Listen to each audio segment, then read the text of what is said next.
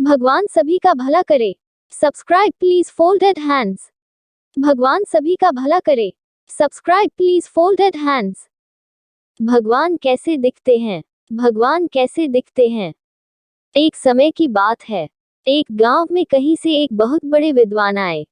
विद्वान से मिलने गांव के सभी लोग एवं सभी धर्मों के गुरु आए।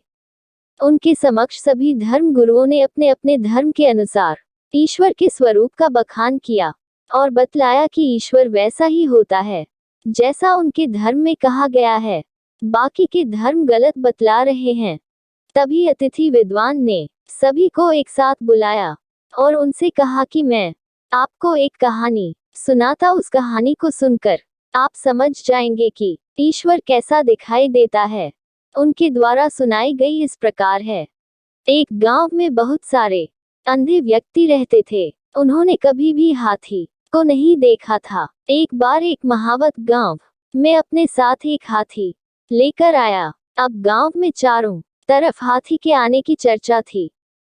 अंधे व्यक्ति हाथी को देख नहीं सकते थे, किंतु वह उसे स्पर्श कर उसका अनुभव लेना चाहते थे। सबसे पहले सबसे बुजुर्ग अंधे व्यक्ति ने हाथी की पीठ में हाथ लगाया और उसे हाथी दीवार की तरह महसूस हुआ। इसके पश्चात दूसरा अंधा व्यक्ति हाथी के पास आया और उसने हाथी के कानों को छुआ। उसे हाथी सूपे के समान प्रतीत हुआ। अब तीसरे अंधे व्यक्ति की बारी आई। उसने हाथी के सिर को छुआ तो उसके हाथ में हाथी की सूंड आई, जो उसे कोमल पेड़ के तने के समान प्रतीत हुई। जब चौथे व्यक्ति ने हाथी को छुआ तो उसके हाथ में हाथी के पैर आए, जो उसे खंभे के समान महसूस हुए। पांचवें व्यक्ति के हाथ में हाथी की पूंछ आई, जो उसे किसी मोटी रस्सी के समान प्रतीत हुई। हाथी को छूने के बाद सभी अंधे व्यक्ति अपनी जगह वापस आ गए और एक दूसरे से अपना अनुभव साझा करने लगे। पहला व्यक्ति बोला, भाई हाथी तो दीवार की तरह होता है। उसकी बात सुनकर दूसरा व्यक्ति कहता है, नहीं नहीं, हाथी तो सूपे की तरह होता है। तीसरा व्यक्ति बोला, हाथी ना तो दीवार की तरह होता है ना ही सूपे की तरह। हाथी तो कोमल पेड़ के तने के समान होता है। उद्धरण चिन्ह। तीसरे व्यक्ति की बात सुनकर चौथा व्यक्ति बोला, नहीं नहीं, तुम सब गलत बोल रहे हो, हाथी तो खंबे के समान होता है। अंत में पांचवा व्यक्ति कहता है, आप लोगों को कुछ भी नहीं मालूम, हाथी तो एक मोटी रस्सी के जैसा होता है। उद्धरण चिन्ह। इस तरह उन पांचों व्यक्तियों में आपस में बहस होने लगते हैं। सभी को लगता है कि वे ही सही है, बाकी सब गलत है।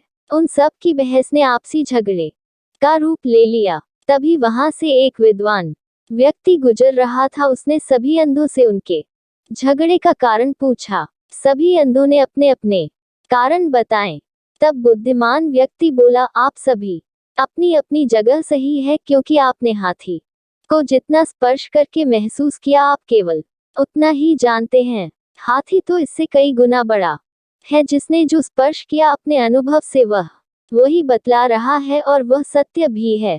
उद्धरण चिन्ह। ठीक है, इसी तरह ईश्वर भी होता है। वह इतना विशाल होता है कि उसे समझ पाना किसी भी इंसान अथवा धर्म के बस की बात नहीं है। सभी धर्म ईश्वर के बारे में जो बतलाते हैं वह अपनी अपनी जगह सही है, किंतु पूर्ण नहीं है। ईश्वर को जिसने जितना समझा है, वह उसके बारे में सिर्फ उतनी ही बातें बतला पाता है और सोचता है कि मैं अथवा मेरा धर्म ही सही है, बाकी सभी गलत है। जबकि वास्तव में सभी धर्म अपने स्थान पर रही है। शिक्षा। भगवान कैसे दिखते हैं? कहानी से हमें शिक्षा मिलती है कि सभी धर्म अपनी अपनी जगह सही है, किंतु भगवान के नाम पर लड़ना गलत है। उद्धरण चिन्ह।